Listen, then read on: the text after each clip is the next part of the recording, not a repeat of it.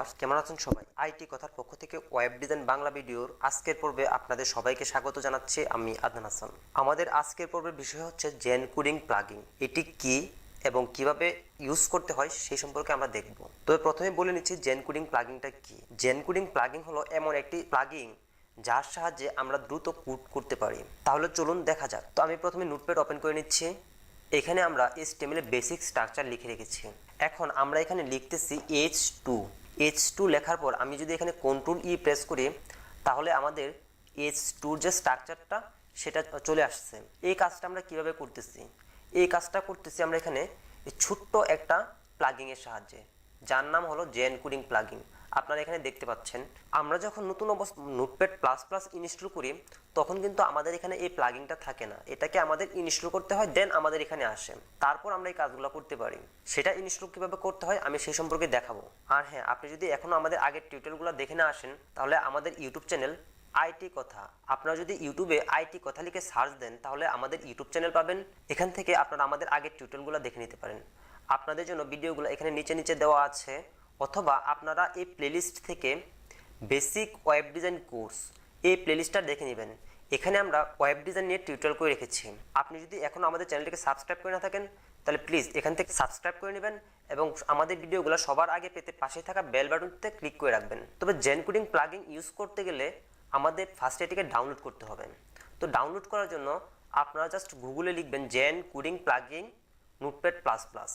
আপনাদের সামনে অনেকগুলো ওয়েবসাইট লিঙ্ক আসবে। আপনারা জাস্ট এই প্রথমটা থেকে code.google.com এটা থেকে আপনারা ডাউনলোড করে নেবেন। আমি এটার মাঝে ক্লিক করতেছি। এখান থেকে আমরা just Zen coding plugin Notepad plus plus এটাকে ডাউনলোড করে নিব।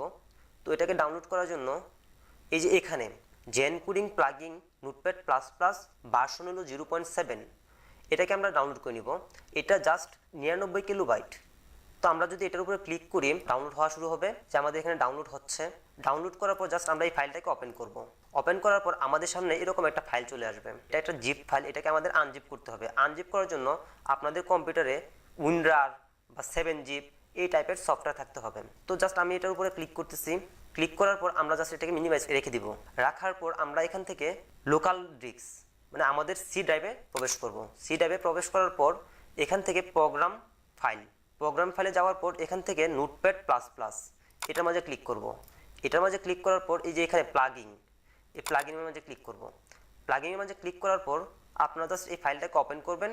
ওপেন করার পর এখান থেকে এই সবগুলোকে মার্ক করবেন। মার্ক করে এখানে ড্র্যাগ অ্যান্ড ড্রপ করে রেখে দিবেন, তাহলেই হবে। এবং আমরা যদি এখন এটাকে ক্রস করার পর এবং যদি আবার ওপেন করি তাহলে দেখতে পাবেন যে আপনাদের সামনে এরকম জেন কোডিং প্লাগইন লেখাটা চলে আসছে। এখন যদি আপনারা এখানে কোড লিখেন, যেমন আমি এখানে লিখতেছি, আমরা যদি কোনো ডিপ দিতে চাই তাহলে জাস্ট আমরা এখানে ডট লিখবো। ডট লেখার পর আমরা যে ক্লাস নেমটা দিতে চাচ্ছি, ডিপের যে ক্লাস নেমটা দিতে চাচ্ছি জাস্ট আমরা ওই ক্লাস নেমটা দিয়ে দিব। তো আমি এখানে দিচ্ছি আইটি। এখন যদি আমরা এটাকে কন্ট্রোল ই প্রেস করি তাহলে আমাদের ডিপের যে স্ট্রাকচারটা, ডিপ ক্লাস নেম মানে আমরা যে ক্লাস নেমটা দিয়েছি সেই ক্লাস নেম ডিপের এন্ডিং ট্যাগ চলে আসছে। এখন যদি আমরা দিতে চাই যে আমরা এটা আইডি দিব, তো জাস্ট আমরা এখানে লিখবো আইডির জন্য আমরা হ্যাশ সাইন ইউজ করি। তো জাস্ট আমরা হ্যাশ সাইন দিব এবং আইডির যে নেমটা দিতে চাচ্ছি আমরা জাস্ট সেটা লিখে দিব। তো আমি দিতে চাচ্ছি কথা। এখন যদি আবার আমরা কন্ট্রোল ই প্রেস করি তাহলে আমাদের সামনে আমাদের কাঙ্ক্ষিত আইডিটা চলে আসছে। এখন যদি চাই আমরা একটা অ্যাঙ্কর ট্যাগ ইউজ করব। তো অ্যাঙ্কর ট্যাগ হলো আমরা যখন কোনো কিছুকে লিঙ্ক করতে চাই তখন আমাদের অ্যাঙ্কর ট্যাগ ব্যবহার করতে হয়। তো অ্যাঙ্কর ট্যাগ লেখার জন্য আমরা জাস্ট এখানে লিখব এ লেখার পর যদি আমরা কন্ট্রোল ই প্রেস করি তাহলে আমাদের সামনে অ্যাঙ্কর ট্যাগটা চলে আসবে। এরপর যদি আমরা এখানে কোনো আনঅর্ডার লিস্ট তৈরি করতে চাই তাহলে জাস্ট লিখবো আমরা এখানে ইউএল, একটা লেফট অ্যাঙ্গেল সাইন, এলআই, আবার লেফট অ্যাঙ্গেল সাইন এ। এখন যদি এটার উপর আমরা কন্ট্রোল ই প্রেস করি তাহলে আমাদের সামনে আমাদের আনঅর্ডার লিস্ট চলে আসবে। তো আমরা যদি এখন চাই যে আমাদের এক্সটার্নাল ফাইলটাকে আমাদের ইন্ডেক্স ফাইলের সাথে লিঙ্ক আপ করবো, তো সেটা কীভাবে করব?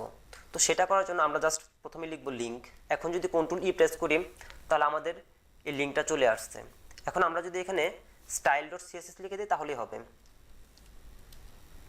.css। এইভাবে আমরা খুব দ্রুত কোড করতে পারি। তার মানে আমরা বুঝতে পারলাম আমরা যেই ট্যাগটা লিখতে চাচ্ছি ওই ট্যাগের ফার্স্ট নেম, মানে আমরা যদি ডিপ দিতে চাই তাহলে ডিপের জন্য জাস্ট আমরা লিখবো ডিআইবি, এবং আমরা যদি কোনো এটার সাথে ক্লাস নেম ইউজ করতে চাই তাহলে জাস্ট কমা দিব। কমা দেওয়ার পর আমরা ক্লাস নেমটা দিয়ে দিব, যে ক্লাস নেমটা দিতে চাচ্ছি সেটা। এখন যদি আমরা কন্ট্রোল ই প্রেস করি তাহলে আমাদের চলে আসবে।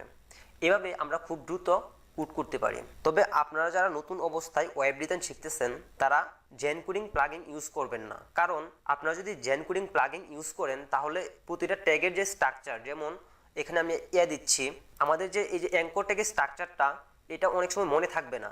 সেজন্যই আপনারা প্রথমে যদি আপনারা টাইপ করে করে কাজ করেন তাহলে আপনাদের সেটা মনে থাকবে। দেন আপনারা যখন অ্যাডভান্স লেভেলে আসবেন তখন আপনারা এই জেন কোডিং প্লাগইনটা ইউজ করবেন, তাতে করে আপনারা দ্রুত কোড করতে পারবেন এবং আপনাদের একটা ওয়েবসাইট তৈরি করতে সময় খুব কম লাগবে। আমাদের টিউটোরিয়ালটি কেমন লেগেছে অবশ্যই ভিডিওর নিচে কমেন্ট করে জানাবেন এবং আমাদের চ্যানেলটিকে যদি এখনও সাবস্ক্রাইব করে না থাকেন তাহলে প্লিজ ভিডিওর নিচ থেকে এখনই সাবস্ক্রাইব করে নেবেন। এই ছিল আমার আজকের টিউটোরিয়াল। পরবর্তী টিউটোরিয়ালের আমন্ত্রণ জানিয়ে আজকের মতো এখানেই বিদায় নিচ্ছি। আল্লাহ হাফেজ।